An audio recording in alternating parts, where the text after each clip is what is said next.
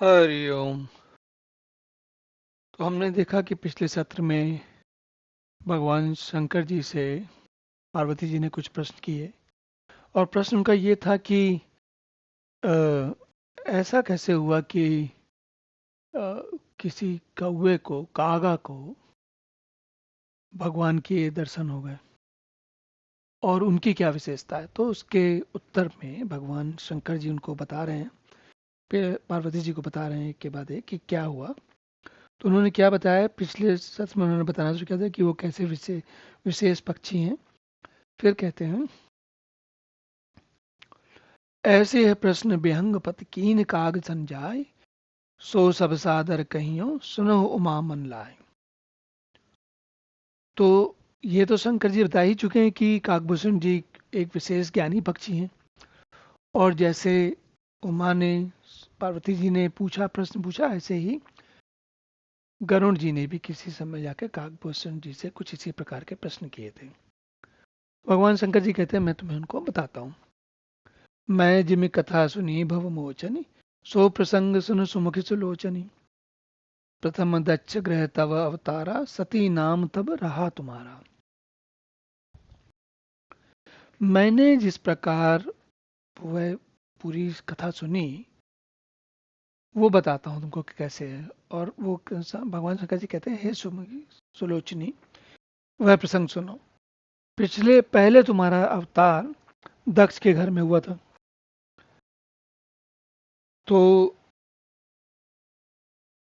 जब जब जब तुम्हारा अवतार दक्ष के घर में हुआ था तब तुम्हारा नाम सती था। और दक्ष यज्ञ व तब भा अपमाना, तुम अति क्रोधित तजी तब प्राणा। मम अनुचरण कीन मम भंगा, जानो तुम सो सकल प्रसंगा। फिर उन्होंने उनको वो कथा याद दिलाई कि उसमें उस यज्ञ में तुम्हारा अपमान हुआ, तब तुमने बहुत क्रोध किया, क्रोध में प्राण तक दिए। प्राण त्यागे तो मेरे जो भट्ट थे, मेरे अनुचर थे, सेवकों ने यज्ञ विध्वंस कर दिया। ये सारा प्रसंग तो उन्होंने बस याद दिलाने के लिए बताया। तब अति सोच भयउ मन मोरे, दुखी भयउ वियोग प्रिय तोरे। सुंदर बन गिर सरत तड़ागा, कौतुक देखत फिरहु बिरागा। तब उस जब सती के रूप में तुमने, मतलब भगवान शंकर जी पार्वती जी से कह रहे हैं कि जब सती के रूप में तुमने जीवन त्याग दिया तो मेरे मन में बड़ा सोच हुआ और मैं वियोग से दुखी हो गया। विरक्त भाव से सुंदर वन पर्वत नदी इधर उधर घूमता फिरा। गिर सुमेर उत्तर दिस दूरी, नील शैल के सुंदर भूरी। तासु कनक मय शिखर सुहाए, चारि चारु मोरे मन भाए। सुमेर पर्वत से भी उत्तर दिशा में और बहुत दूर एक सुंदर नील पर्वत है, उसके सुंदर सुवर्णमय शिखर हैं। चार सुंदर शिखर मेरे मन को बहुत अच्छे लगते लगे वहां पर।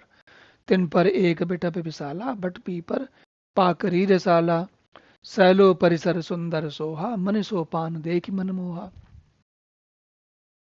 उन शिखरों में एक एक पर परगत, पीपल, पाकर और आम का विशाल वृक्ष है। और पर्वत के ऊपर एक सुंदर तालाब सुशोभित है, जिसकी सीढ़ियां देखकर मन मोहित हो जाता है। शीतल अमल मधुर जल जलज, विपुल बहुरंग, कूजत कलरव हंसगन, गुंजत मंजुल भृंग।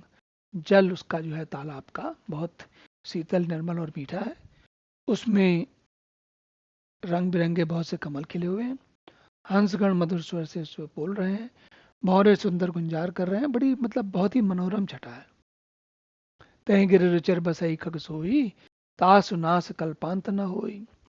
माया कृत गुण दोष अनेका, मोह मनोज आदि अविवेका। उस सुंदर पर्वत पर वही पक्षी, कौन पक्षी? काकभूषण जी, वो वहीं बसते हैं। और उसका नाश जो है कल्प के अंत में भी नहीं होता। मतलब वो एक ऐसे विशेष पक्षी हैं कि जिनका नाश कल्प के अंत में भी नहीं होता। तो हम सब जानते हैं कि सारे प्राणी जिन्होंने जीवन लिया है, शरीर पाया है, उनका शरीर कभी ना कभी छूट जाता है। लेकिन जो जो भगवान में के रूप में स्थापित हो गए हैं, जो भगवान जैसे हो गए हैं, जो भगवान को जान जाते हैं, वो भगवान जैसे हो जाते हैं। और जो भगवान जैसे हैं, भगवान जैसे हो गए हैं, उनको तो फिर कल्पांत में भी उनका नाश नहीं होता। और माया रहित, माया कृत गुण दोष अनेका, मोह मनोज आदि अविवेका।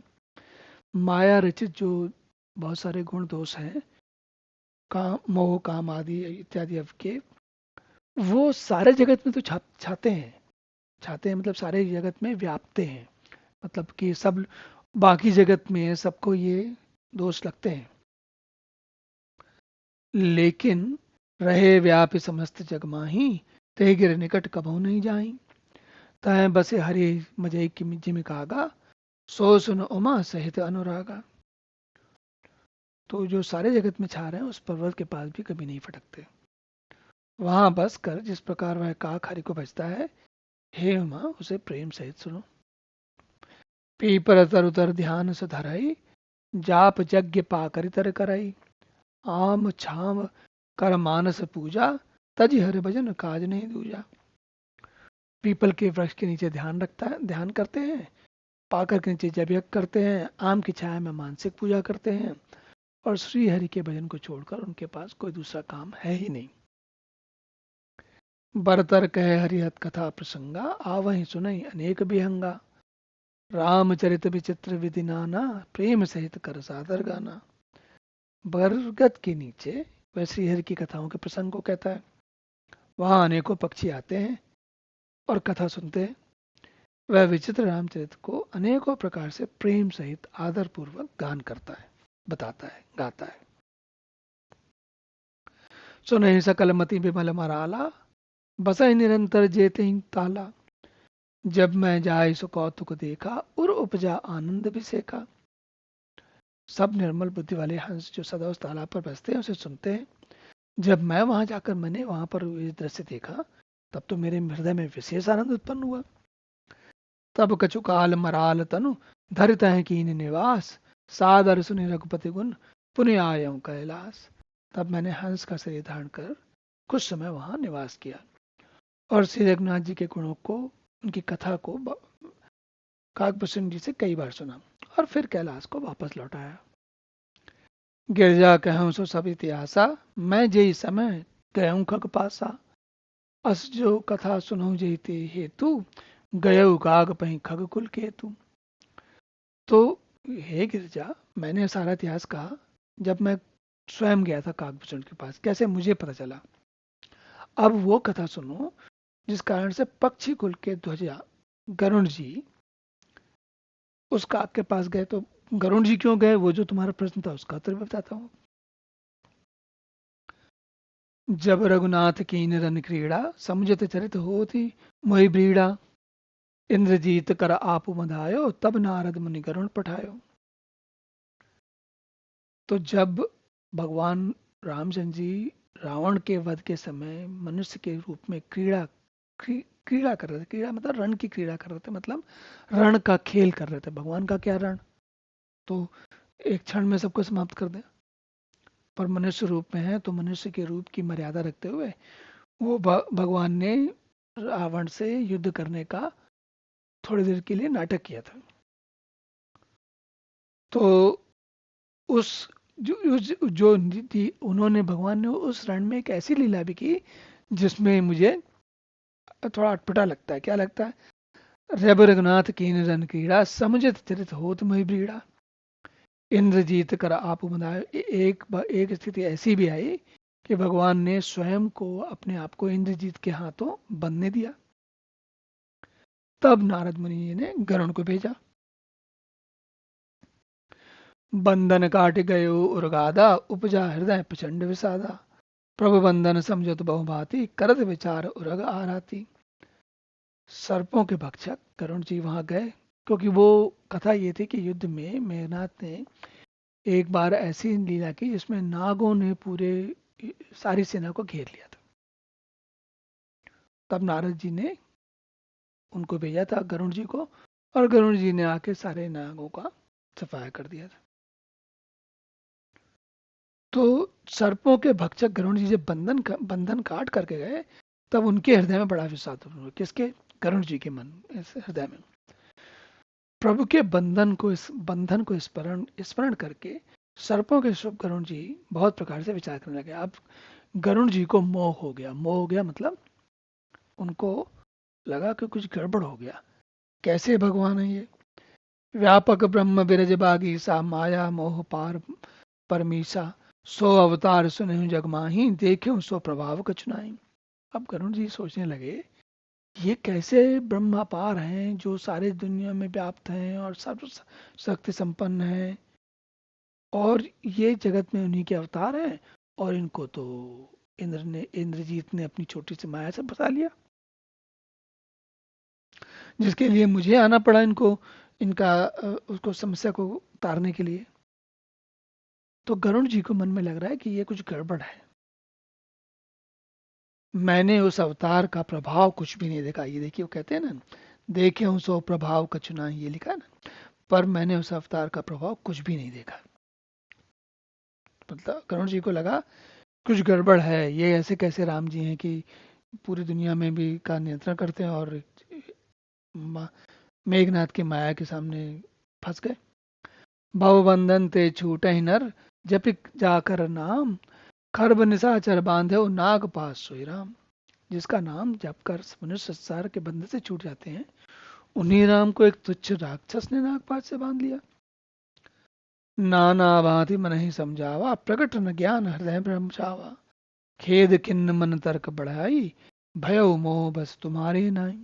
अब जब उनको बहुत माया, बहुत ज्यादा उनको बात समझ में नहीं आए, तो मन बड़ा खिन्न हो गया, और जैसे तुम्हें मोह हो गया था सीता जी को देखकर, सीता जी के दुख में भगवान राम को विलाप करते देखकर, वैसे ही करुण जी को भी हो गया। व्याकुल गयो देव ऋषि पाही, कहे सिचो संशय निज मन माही, सुनि नारद ही लागे अति दाया, सुन खग प्रबल राम कह माया। तो करुण जी बड़े व्याकुल, बहुत व्याकुल भाव से वापस देवलोक गए, और उन्होंने अपनी व्यथा कथा नारद जी को कही। जब नारद जी को कही, तो नारद जी ने कहा कि देखो गरुण महाराज, भगवान की जो माया है सबको व्याप्ति है, तुम्हें भी व्याप गई है। जो ज्ञान न करचित अपहरई, बरियाही विमोह मन करई, जह बहु बार न चावा मोही, सोई व्यापी विहंग पतितोई। जो भगवान की माया ऐसी है, ज्ञानियों के चित्त का भी हरण कर लेती है, उनके मन में अलग अलग विचित्र प्रकार के मोह उत्पन्न कर देती है, और इस माया ने मुझे भी बहुत बार नचाया है। अब पक्षीराज आपको वही माया व्याप रही है। महामोह उपजा उर तोरे, मिटे न बेगी कहें खग मोरे, चतुरानन पही जाओ खगेसा, सोई करौ जय होई निदेशा। हे गरुण जी, आपके हृदय में बड़ा भारी मोह उत्पन्न हो गया है, और ये मेरे समझाने से तुरंत नहीं मिटने वाला। तो आप ऐसा करो कि आप ब्रह्मा जी के पास जाओ, वो जो कि जैसा बताए फिर वैसे ही करिएगा। अस कही चले देव ऋषि करत राम गुणगान, हरि माया बल वर्णत पुनि पुनि परम सुजान। ऐसा कह के नारद जी तो भगवान राम के नाम का गुणगान करते वहां से चले गए। और तब खगपति बिरंच पही गए, निज संदेश सुनावत भयो, सुनि विरंच राम ही सिरुनावा, समझ प्रताप प्रेम अति छावा। जब पक्षीराज गरुण जी ब्रह्मा जी के पास गए और अपना संदेश उन्हें सुनाया, तो उससे सुनकर ब्रह्मा जी ने भी भगवान राम को सिर नवाया, और उनके प्रताप को समझकर उनके मन में कि भगवान का प्रताप कितना है, कि वो क्या कैसे करते हैं, उसको सोच करके उनके मन में अत्यंत प्रेम आ गया। ब्रह्मा जी के मन में कि भगवान क्या कैसी माया है। मन महु करें विचार विधाता, माया बस कभी को विद ज्ञाता, हरि माया कर अमित प्रभावा, विपुल बार जहि मोहि न चावा। ब्रह्मा जी में मन में विचार करने लगे, कवि कोविद ज्ञानी सभी माया के वश हैं, और भगवान की माया का प्रभाव असीम है, जिसने मुझ तक को अनेकों बार नचाया, मतलब ब्रह्मा जी को भी नचाया है।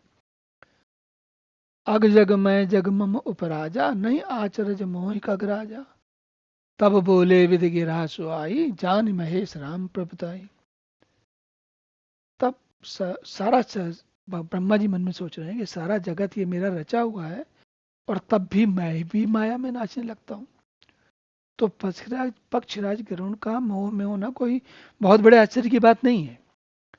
तदनंतर ब्रह्मा जी सुंदरवाणी से बोले श्री रामचंद्र जी की महिमा को तो केवल महादेव जी जानते हैं। और बैन ते शंकर पही जाहू, तात अनंत पूछऊ जन काहू, तय हुई है तब संशय हानि, चले हुए विहंग सुनत विद्वानी। तब उन्होंने ब्रह्मा जी ने गरुड़ जी को शंकर जी के पास भेजा, और उन्होंने ये भी कहा कि और किसी से ना पूछना, सीधा शंकर जी के पास जाना, तुम्हारे संदेश का नाश वहीं होगा। तो ब्रह्मा जी का वचन सुनते ही गरुड़ जी चल दिए। कहाँ चल दिए? भगवान शंकर के निवास स्थान के लिए चल दिए। तो चलिए अब उनके आगे की कथा हम लोग अगले सत्र में सुनेंगे। तब तक के लिए विश्राम करते हैं। हरि ओम।